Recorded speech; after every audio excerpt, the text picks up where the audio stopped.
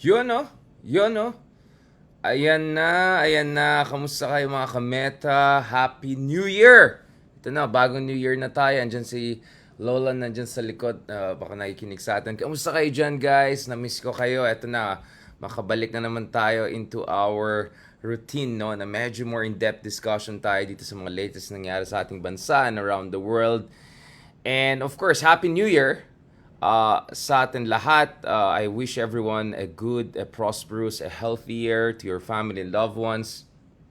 And of course, I also wish the best for our country. At kaya nga, dapat siguro pag-usapan natin ng mabuti, anong nangyayari ngayon or anong nangyari sa over the weekend dyan sa Naia, because marami sa ating mga kababayan na excited na pumuntang abroad or excited na umuwi sa Pilipinas, ay talaga na stranded sila ng big time dahil dito sa power outage na nangyari sa Naia, which forced a lot of flights to be suspended, to be canceled, to be rebooked, diverted, so on and so forth. Yung iba nasa ere, stranded, bumalik-balik here and there. No less than Manny Pangilinan, isa sa mga tycoon sa Pilipinas, was one of the stranded passengers coming home via Tokyo. And of course, sabi niya, only in the Philippines na makita mong ganyan na situation. So, talagang, kaya nga sabi natin, medyo fourth world na ang dating nito. Hindi lang third world, medyo fourth world.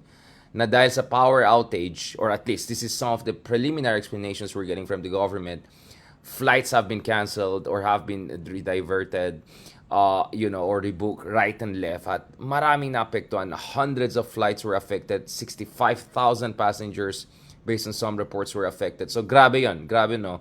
And of course the timing is interesting because this is happening just few days before President Marcos Jr. officially embarks on his first major visit outside Southeast Asia as a bilateral visit. Of course, nakapunta siya sa UN, nakapunta siya sa Europe for Asia-Europe Summit, among others. Pero parating tinitignan ng mga eksperto is, pagdating sa major visits, ibig sabihin mga major powers na counterpart ng Pilipinas, anong mga inuuna ng ating mga presidente, no? At katulad ni Paolo Duterte, ang mukhang napili dito is Beijing. Maunang Beijing, mukhang Japan will be next, then Washington DC, which is quite a departure from the trend because prior to President Duterte, usually Tokyo and Washington were the first major overseas visit for Filipino leaders outside Southeast Asia. Of course, as a tradition, dapat unahin natin bisitahan ang mga kapitbahay natin. Ginawa naman ni President Marcos yan sa Indonesia and Singapore. But usually tinitignan is anong nauna dyan? Beijing, Tokyo, Washington, so on and so forth. And, well, nauna ang Beijing due to many, many reasons. No? So on the surface, mukhang tuloy pa rin ang tatay style, I love China, because China naman yung number one. But we know, of course, before that, nakabisita na si Pangulong Marcos sa Estados Unidos, sa Europa.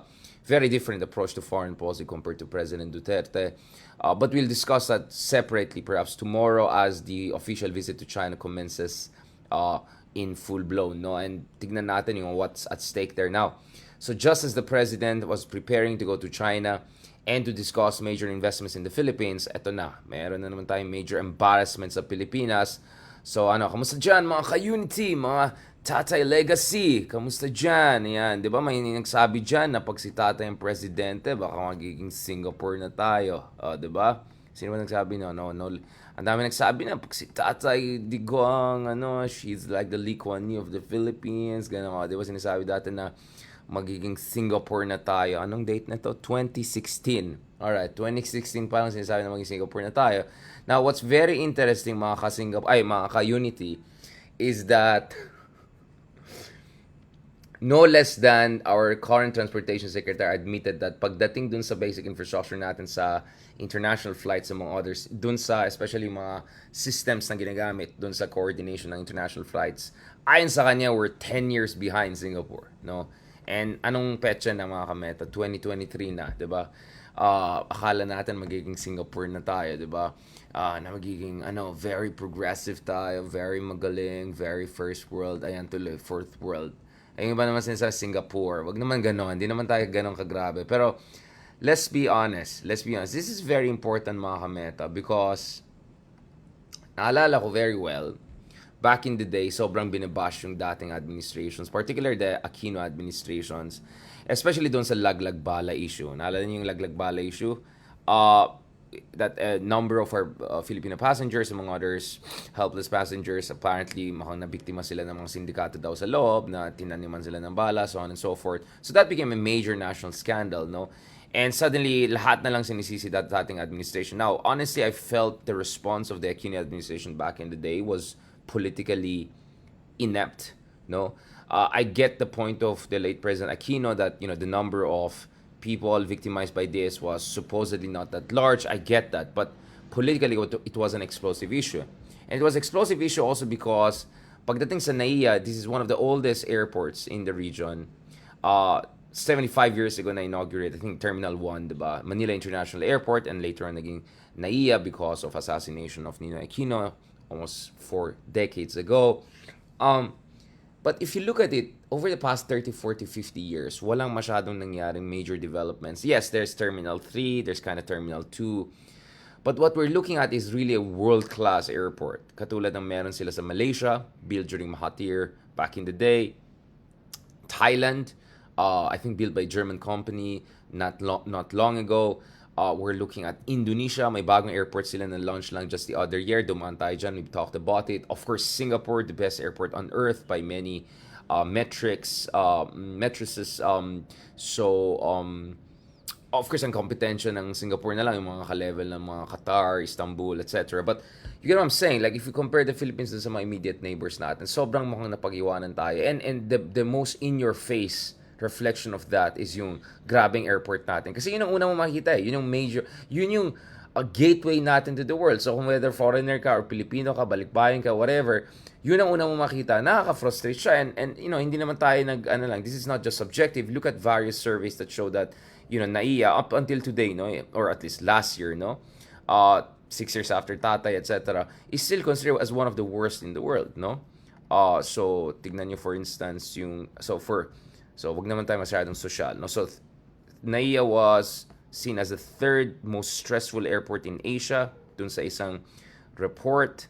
I-post ko yung link dyan. Again, it's understandable why. Yung mga katapat siguro natin, mga worst, mga pinakamahirap na bansa dito sa Asia, but third worst in Asia. Like, wow, that's really crazy. When you think about it, it was considered the worst airport in the world based on one report pagdating sa business class. Like, if you look at the lounge dyan sa Naia, lalo yung mga social posh friends natin, alam nila yan, talagang walang binatbat yan compared dun sa mga nakikita mo sa mga other airports around the region. Let's not even go to the Middle East or to Europe, etc. So, you can see na grabe talaga pagdating sa Pilipinas. Hindi talaga inalagaan yung ating basic infrastructure, and that kind of stares you in the face. Pagdating sa national airport lang natin. I'm just trying to pull out the link para makita niyo. Siyempre, alam niyo naman lahat tayo, mga kameta, everything is evidence-based. Everything we say is based on research, based on proper analysis, etc. Hindi naman tayo mga vlogger lang dyan na, alam mo na, Marites, made in Marites. Ayan, wait lang, nasan yan? Ito, rank the worst, no? Ito, ilabas natin. Siyempre, alam mo naman, stickler tayo. Yan. Talagang proud. Dapat proud na naman tayo after 6 years of Tatay. Ganyan naman mga rankings natin. So, I hope now there's an appreciation, there's a perspective put in the picture. I'm not excusing the kapalpakan ng mga dating administrations, but after 6 years of Tatay, we're still in this kind of situation among the worst airports in the world. And then now may power outage pa. Well, Marcos can credibly say 6 months pa lang siya in power, but what about yung isa na 6 years na, di ba? Worst airport in the world for business class travelers, no? Like, grabe, di ba? Sobrang nakakaya. I mean, di ba? Anong petsa na, di ba? 2023 na, ganun pa rin yung eksena natin, mga kameta. Di ba? So, ang point ko naman dito is, of course, we still have to get to the bottom of what happened. Ano ba talaga nangyari? Bakit nagkaroon ng outage, no? Was it power outage because of power crisis in the Philippines? Was it because of some system update problems, etc.? I'm not still getting a final answer, and I think that's why we have to have a proper investigation into this, including by the Senate. The same way na dun sa Tanimbala, Laglagbala, whatever controversy, we had very strict. We had a lot of scrutiny from the Senate, and there were even calls back then for the Manila International Airport Authority to resign. So I think we have to really get to the bottom of this. Kasi grabe to, nakakaya to. 65,000 na naabala, hundreds of flights were affected, and the reputational branding problem for the Philippines. Oh, by the way, nakita niyo yung logo ng Presidential Advisor on Creative Communications, yung mga ganun. Ayan, baka may masuggest sila kuya dyan. Sila Creative Communications, kuya. Diba? Pag-usapan natin yan more next time. Ayan tayo, mga creative communications, mga ka-unity. So, that's my point eh. Ang galing mag-criticize dun sa dating administrations. And I don't fully disagree with that. I think, yes, may mga kapalpakan yung mga dating administration for sure. But, sana to overlook yung kapalpakan also over the past 6 years of not much improvement. Kaya nga dito tayo sa situation na yan. So, sobrang embarrassing power outage and what the hell is that, diba? Now, my point is, what happened in Naia is likely just a symptom of more fundamental crisis for the Philippines, which is the power crisis in the Philippines. So on two fronts, we have a major crisis for the Philippines in terms of power generation and all. One, mga kameta, is of course yung presyo ng, for instance, electricity bills natin. It's just insane. It's insanely expensive in this country. It's scandalously expensive. Only Japan and Singapore, based on one survey, had more expensive than the Philippines. So, for instance, this is a report. You can see that the Philippines has the highest electricity rates in Asia, based on one report over a decade ago. More recent reports, for instance, by the Philippine Chamber of Commerce and Industry showed that at least in Southeast Asia, isa tayo sa pinakamahal.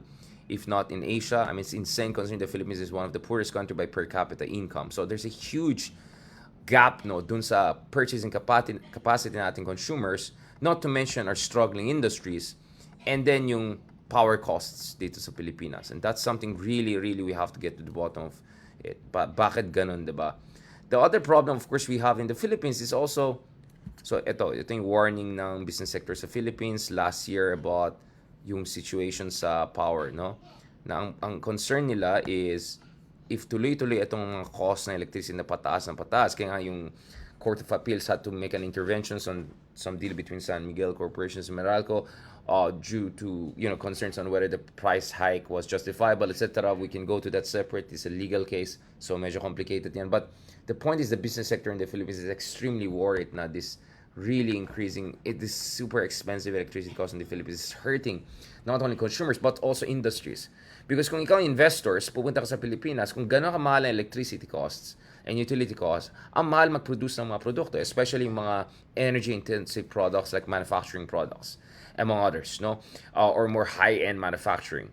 Not to mention, of course, if you want to do computer chips, semiconductors, etc., you need to have